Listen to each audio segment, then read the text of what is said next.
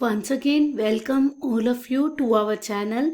Continuing our time value of money series, today we will be discussing how to calculate present value of money. So, coming to meaning of present value of money. So, present value is the current value of a future amount. Means, say after 5 years you are receiving certain sum of money. So, today what is its value, that is known as present value of money. This concept is exactly opposite of compounding approach which we used while calculating future value of money.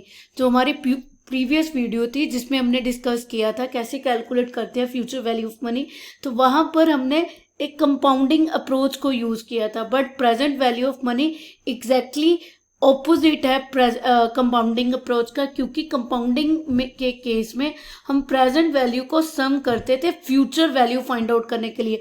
But इस case में जब आप present value of money calculate करोगे तो आपको future value जो है उसको कन्वर्ट करना है प्रेजेंट में, तो इसीलिए इसको डिस्काउंटिंग मेथड भी बोलते हैं. तो कंपाउंडिंग के केस में क्या हो रहा था, आप प्रेजेंट वैल्यू गिवन है, आप फ्यूचर वैल्यू कैलकुलेट कर रहे थे. बट डिस्काउंटिंग के केस में आपको फ्यूचर वैल्यू गिवन है, आपको उसकी आज टुडे वर्थ जो होगी वो फाइंड आउट करनी है. इसीलिए हमेशा जो आपके present value of future rupees will be lower for a given rate of interest. हमेशा जो आपकी प्रेजेंट वैल्यू आएगी वो लेस देन फ्यूचर वैल्यू को जब आप प्रेजेंट वैल्यू में कन्वर्ट करोगे वो हमेशा लेस होगी. और इसीलिए जब आप इसके टेबल्स देखोगे प्रेजेंट वैल्यू 1 से ग्रेटर नहीं गिवन होगी, वो 0 पॉइंट कुछ आ रही होगी, जबकि फ्यूचर वैल्यू में वैल्यू आपकी 1 पॉइंट समथिंग आ रही थी, क्योंकि उसमें इंटरेस्ट एड ऑन होके वो इंक्रीज हो रहा है. बट इसमें हमें फ्यूचर गिवन है, मीन्स उसमें इंटरेस्ट का कॉम्पोनेंट एडेड है, आज उसकी वैल्यू निकालनी है तो दैट विल बी लोअर. और मैंने आपको पहले ही बता दिया जो प्रोसीजर है it is known as discounting. Future वाला था कंपाउंडिंग, और इस केस में आ जाएगा आपको फ्यूचर वैल्यू गिवन है, प्रेजेंट वैल्यू निकाले हो तो that is known as discounting. और अगर मैं आपको टाइम वैल्यू ड्रॉ करके दिखाऊं तो टाइम वैल्यू के केस में अगर हमें टाइम लाइन अगर ड्रॉ करूं 0th year, 1 year, 2 year, 3 year, 4 year, तो उस केस में क्या हो रहा था, आपकी फ्यूचर वैल्यू के केस में हमें 0th टाइम पीरियड में कुछ वैल्यू गिवन है, इसको हमने 4th ईयर में या 3rd ईयर में कैलकुलेट करना था. अब रिवर्स हो रहा है, आपको आफ्टर 4 ईयर्स वैल्यू गिवन होगी और आपने इस 0 में आना है, that is present value. Now coming to the formula. तो फॉर्मूला जो ये है, फॉर्मूला बेसिकली फ्यूचर वैल्यू से ही ड्राइव हुआ है. फ्यूचर वैल्यू आपकी क्या थी, future value is equal to present value 1 plus I rate of interest raise to power n. तो उसी के केस में अब मेरे को प्रेजेंट वैल्यू चाहिए, तो ये इधर चले जाएगा, डिवाइड हो जाएगा, और क्योंकि ये डिवाइड हो रहा है इसलिए अगर हम ऊपर लेकर जाएंगे इसको तो it will be minus n power n. Number of year है, आई रेट ऑफ इंटरेस्ट है, एफ एन जो है future value for nth year जो आपको गिवन होगी, जो कि हमने already we are aware that कि देयर आर सर्टन टेबल्स जो जिसमें ये वैल्यू ऑलरेडी कैलकुलेट करके दी होती है. तो यहाँ पर आपको जैसे फ्यूचर वैल्यू टेबल थे तो यहाँ पर आपके पास प्रेजेंट वैल्यू टेबल आ जाएंगे. एंड दिस थिंग जो आपका ये पर्टिकुलर है इसको हम बोलेंगे प्रेजेंट वैल्यू फैक्टर.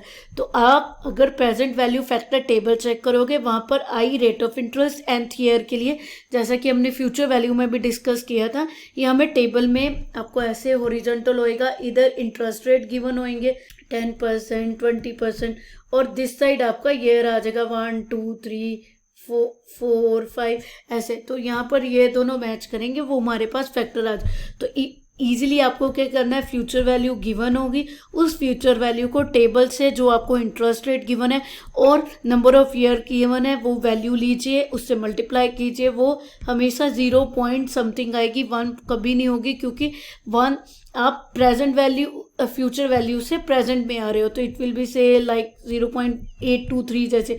इसको आप फ्यूचर वैल्यू से मल्टीप्लाई करोगे तो you can get the easily answer. अब जस्ट एक एग्जांपल, एक इन्वेस्टर है जिसे फाइंड आउट करनी है प्रेजेंट वैल्यू 50,000 रुपीज़ की जो उसे मिलेंगे 15 ईयर्स बाद, और उसको इंटरेस्ट रेट 9% मिल रहा है. तो हम प्रीवियस फॉर्मूला अप्लाई करेंगे और उसमें 50,000 जो फ्यूचर वैल्यू गिवन है उसके लिए हम पीवी फैक्टर जो है प्रेजेंट वैल्यू फैक्टर टेबल में देखेंगे 15 ईयर्स और 9% के लिए, तो वो 0.275 आ जाएगा। इसको मल्टीप्लाई करोगे you can easily get the present value. Means अगर वो आज 13750 कोई पर्सन डिपॉजिट करवाए 15 ईयर्स 9% इंटरेस्ट के लिए, तो after 15 years he will get 50,000 rupees उसे मिल जाएंगे। एक और इसी एग्जांपल को कंटिन्यू करते हैं। अगर हम ईयर्स 20 तक इंक्रीज कर दें, तो अगर 20 साल हो जाएंगे तो ये वैल्यू 8900 रह जाएगी। 15 पे आपकी 13,750 थी, 20 के लिए 18,900 रहेगी। मीन्स कि जैसे जैसे आप टाइम पीरियड बढ़ाते जाओगे, इंटरेस्ट रेट अगर सेम है तो आपकी प्रेजेंट वैल्यू डिक्लाइन करेगी। और ऐसे ही अगर आपका टाइम पीरियड सेम है बट आपकी इंटरेस्ट रेट इंक्रीज होते जाएंगे, तब भी प्रेजेंट वैल्यू जो है डिक्लाइन करेगी, क्योंकि जिससे आप डिवाइड कर रहे हो वो इंटरेस्ट रेट है और एन बेस है। इसलिए जैसे ये इंक्रीज हो गए बहुत टाइम, नंबर ऑफ ईयर्स और इंटरेस्ट रेट, आपकी जो है प्रेजेंट वैल्यू डिक्लाइन होते जाएगी। ये दोनों जो कंसेप्ट है आपके लिए बहुत इंपॉर्टेंट हो जाएंगे जब हम वैल्यूएशन ऑफ बॉन्ड्स और शेयर्स वाला चैप्टर करेंगे। तब आपको डिफरेंट इंटरेस्ट रेट गिवन होंगे, तो इंटरेस्ट रेट इंक्रीज करते हैं तो क्या इम्पैक्ट आता है, ये कई बार आपके एग्जामिनेशन जब हम कॉम्पिटिटिव एग्जाम्स देते हैं या यूजीसी जैसे देते हो तो वहाँ पर ये क्वेश्चन आता है। तो जैसे जैसे आपकी प्रेजेंट वैल्यू डिक्लाइन करेगी अगर इंटरेस्ट रेट और नंबर ऑफ ईयर्स जो है इंक्रीज कर जाएं। नाउ कमिंग टू, अभी हमने लमसम की प्रेजेंट वैल्यू निकाली थी। अगर आपको series of cash flow given है, मींस डिफरेंट टाइम पीरियड में आपके पास कैश फ्लो आ रहा है, जो कि एक नेचुरल होता है। जब हम कोई प्रोजेक्ट करते हैं तो फर्स्ट ईयर में कुछ हमें कैश फ्लो आते हैं। नोट करने वाली बात यह है कि हम here we are talking about cash flows, not profit. हम प्रॉफिट की बात नहीं कर रहे, हम ये कह रहे हैं कि उससे जो इनकम होएगी प्रोजेक्ट से, that is cash flow. Profit अगर हम बात करते हैं तो उसमें इनकम माइनस एक्सपेंसेस वाला कंसेप्ट आता है, but cash flow is just आपको जो कैश रिसीव कर रहे हो फ्रॉम ए गिवन प्रोजेक्ट। तो यहाँ पर हम कैश फ्लो की ही बात करें तो आपको फर्स्ट ईयर में जो कैश फ्लो मिलेंगे उसको 1+i से डिवाइड कर देना है।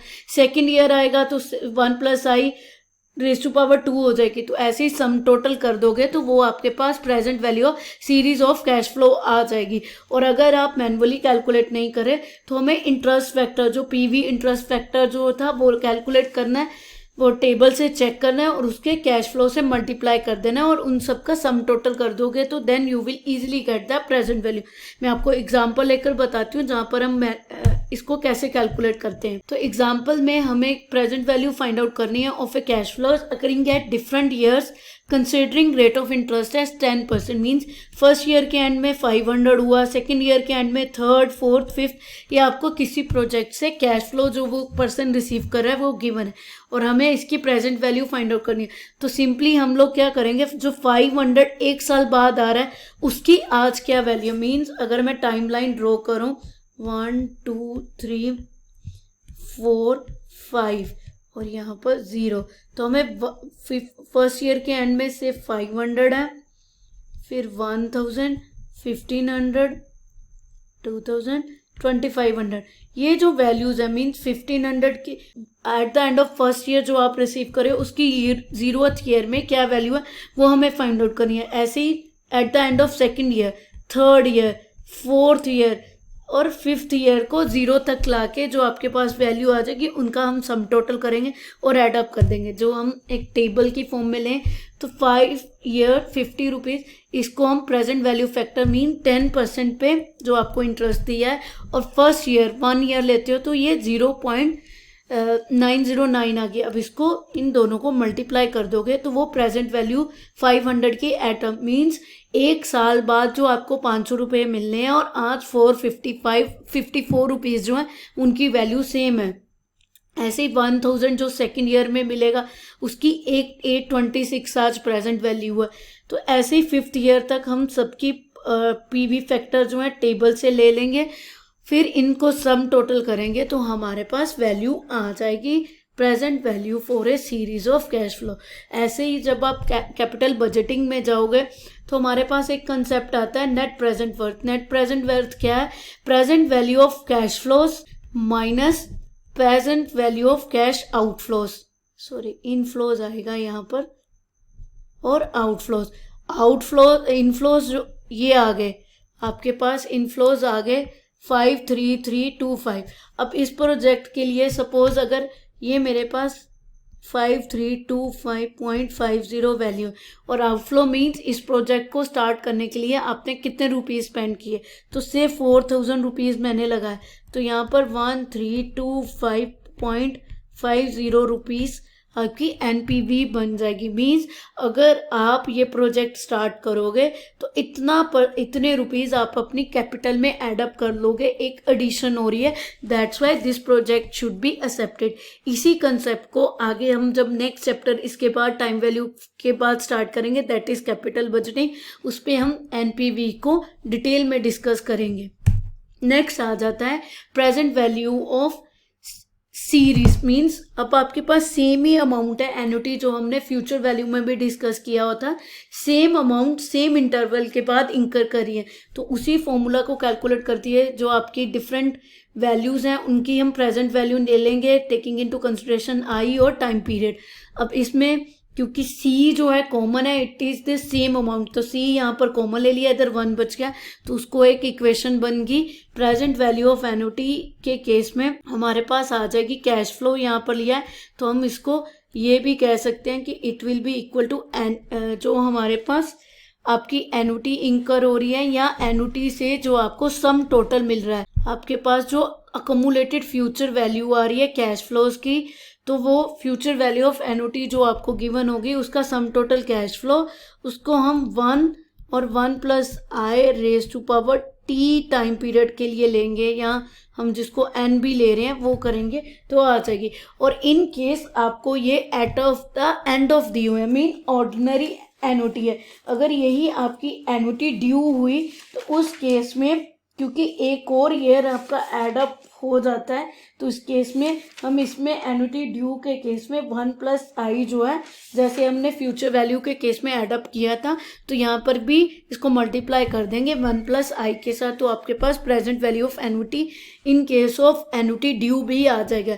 ये जो फॉर्मूला है ऑर्डिनरी एन्युटी का है, मीन्स आपके पास जो एन्युटी है वो आप पे कर रहे हो at the end of the year. Take example, Aryan है, वो present value of a annuity consisting cash flow of 1000 per month for 5 years find out करना चाहता है, जब रेट ऑफ इंटरेस्ट 10% है। तो अगर हम मैनुअल इसके लॉन्ग मेथड से करें तो टेबल का यूज़ ना करें, मींस 1000 से आप वही टेबल में जाओगे, 10% के लिए वैल्यू लोगे, तो इन सबको हमने वैल्यूज टेबल से ले ली फॉर 5th ईयर तक। अब इनको इंडिविजुअली मल्टीप्लाई करेंगे 1000 से इनसे, फिर सम टोटल करेंगे तो हमारे पास प्रेजेंट वैल्यू ऑफ एन्युटी आ जाएगी। This is long method of calculating. अब शॉर्ट मेथड क्या है कि ये जो फॉर्मूला है अब हम इसके लिए यूज़ करेंगे present value annuity factor table. इन टेबल्स में ये ऑलरेडी आपको रेट ऑफ इंटरेस्ट जो पर्टिकुलर होंगे और n नंबर ऑफ ईयर्स के लिए वो कैलकुलेट की होती है, तो डायरेक्टली आपको टेबल में से ये वैल्यू मिल जाएगी। आप अपने कैश फ्लो के साथ मल्टीप्लाई करोगे तो you can get the answer. Like in this case हमने 1000 को 3.791 जो वैल्यू है 5 ईयर्स के लिए उससे मल्टीप्लाई किया तो 3791 आ गई। अगर मैं ग्राफिकली एक्सप्लेन करूं आपको तो इस केस में क्या हो रहा था, क्या वही हम टाइम लाइन पे इसको शो करें तो 1000 की हमने 5th ईयर में जो 1000 है फ्यूचर वैल्यू, उसकी आज वैल्यू क्या है 621, ये कैलकुलेट की। तो उसके लिए हमने 1000 को डिवाइड किया 1 प्लस आई के साथ जो हमें, और अगर आपको ये इंडिविजुअली लॉन्ग मेथड नहीं फॉलो करना, एक एक की वैल्यू नहीं कैलकुलेट करनी, तो आप directly present value annuity factors use कर सकते हो, जो कि हमारा एक आपकी बुक फाइनेंस की बुक में हर एक बुक में ये टेबल दिए होते हैं। तो बस आपको ये ध्यान रखना है, आपको लमसम नहीं वाला टेबल नहीं लेना, आपको एन्युटी वाला टेबल देखना है। We can take another example जिससे आपको ये कंसेप्ट और क्लियर हो जाए। इसमें एबीसी कंपनी है जिसको वो एक इन्वेस्टमेंट प्रपोजल आया जिसमें उसको डिफरेंट टाइमलाइन में डिफरेंट कैश फ्लो आ रहे हैं, तो 2 लाख रुपीज़ वो रिसीव और 1,50,000 रिसीव करेगी फर्स्ट 2 ईयर्स में।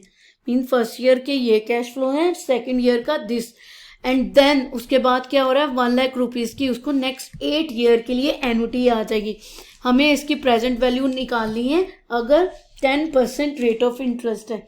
तो यहाँ पर क्या हो रहा है पहले हमें 2 लाख रुपीज जो एक फर्स्ट ईयर के एंड में आ रहा है, ईयर एंड फर्स्ट, उसमें जो कैश फ्लो है उसकी 0th ईयर में क्या वैल्यू है वो फाइंड आउट करनी है। फिर सेकेंड ईयर में एंड में जो 1,50,000 आप रिसीव करे हो उसकी 0th ईयर में क्या वैल्यू है, मीन्स एट प्रेजेंट, वो फाइंड आउट करनी है। और जो 1 लाख रुपीज आप नेक्स्ट 8 ईयर्स के लिए रिसीव करोगे उनकी प्रेजेंट वैल्यू निकालनी है और इनको सम टोटल करेंगे तो हमारे पास प्रेजेंट वैल्यू आ जाएगी। इसी के लिए तो इसमें क्या किया मैंने, पहले आपका ईयर 1 के एंड में जो आपको कैश फ्लोज मिल रहा है 2 लाख, उसकी प्रेजेंट वैल्यू निकालनी है। तो आपको 10% दिया है तो 1 जो आपकी पीवी फैक्टर आ जाएगा 0.909 आ जाएगा। तो 2 लाख को 0.90 से मल्टीप्लाई करेंगे, ये वैल्यू आ जाएगी। सेकेंड ईयर के लिए 10% और सेकेंड ईयर के लिए टेबल से वैल्यू आ जाती है 0.826। तो 1,50,000 जो है उसको मल्टीप्लाई करूंगी 0.826 के साथ, तो 123,900 आ गई। अब इस केस में देखो क्या हो रहा है, यहाँ पर आप डायरेक्टली वैल्यू आपके पास जो नेक्स्ट 8 ईयर्स है, मीन्स थर्ड से स्टार्ट होकर 10th तक आपको 1 लाख रुपीज रिसीव हो रहे हैं। अब अगर आप 1 लाख रुपीज को मल्टीप्लाई करोगे PV factor in case of a annuity for 10% rate of interest और 8 ईयर्स के लिए, तो वो हमारे पास आ जाता है 5.335।